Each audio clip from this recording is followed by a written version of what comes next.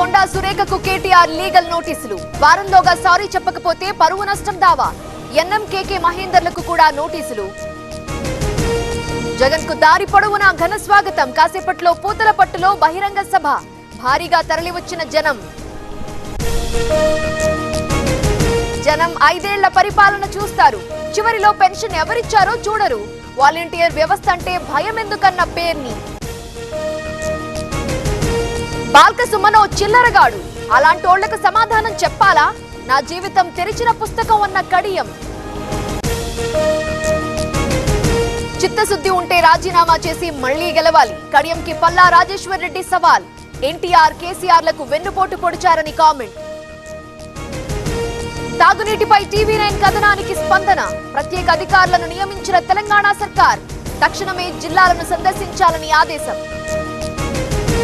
CM Jagan ను కలిసిన పెన్షనర్లు. డబ్బులందక ఇబ్బందులు పడుతున్నామని గోడు. కన్నీళ్లు పెట్టుకున్న లబ్ధిదారులు. వైసీపీకి కిల్లి కృపారాణి రాజీనామా. తీవ్రంగా అవమానించారంటూ కన్నీళ్లు.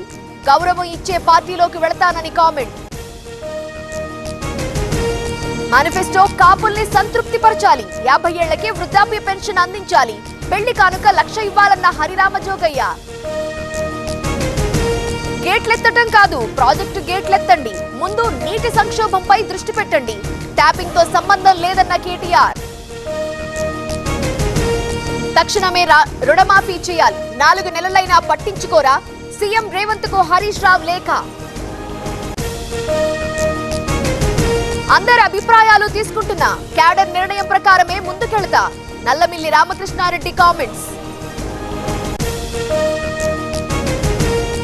ఎట్టి పరిస్థితుల్లో సీఏఏ అమలు చేయం.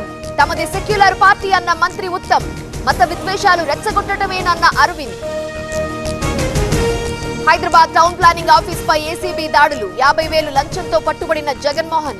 డిప్యూటీ డైరెక్టర్ గా పనిచేస్తున్న జగన్మోహన్. కేజ్రీ బెయిల్ పిటిషన్ పై వాడి వేడి వాదనలు. అక్రమంగా అరెస్ట్ చేశారన్న సింఘ్వి. తీర్పును రిజర్వ్ లో ఉంచిన ఢిల్లీ హైకోర్టు. వయనాడ్లో రాహుల్ గాంధీ నామినేషన్. ప్రియాంకతో కలిసి భారీ రోడ్ షో. రాహుల్ తో పోటీ పడుతున్న అన్ని రాజా.